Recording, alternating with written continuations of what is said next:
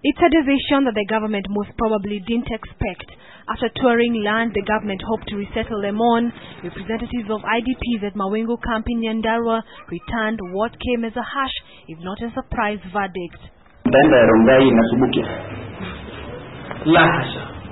Yes, despite the promise of ownership of a bigger chunk of arable land, they after all will not be moving.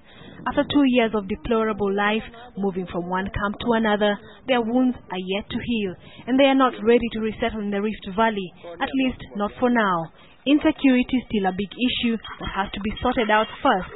For now, insisting that if the government wants to give them land, it has to be in the central province.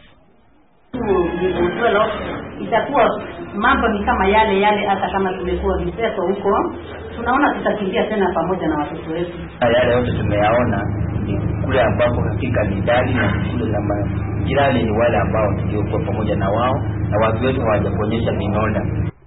Yet according to the Permanent Secretary Internal Security Francis Kimemia, the IDPs are willing to move and are only traumatized by what they have gone through in the 2 years.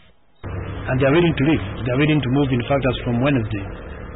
All of them are willing to leave. Of course, the psychological displacement that we talked about, that we are displaced from Rift Valley, we are going back to Rift Valley. Maybe those could be psychological fears here and there, and that's part of what we want to address. The difference in opinion between the government and the IDPs raises many questions as to the government's preparedness for the execution of the resettlement exercise. Instead, the government appears only too eager to save face as concerns the IDP issue. I think no Kenyan should anymore call in the other Kenyan IDP. But even as others reject the land, those at the Eldoret camp were literally kicked out of the showground as administrative police tore down the remaining tents, with orders to keep the grounds out of bounds, with a team in charge of the agricultural show ready to move in for innovations.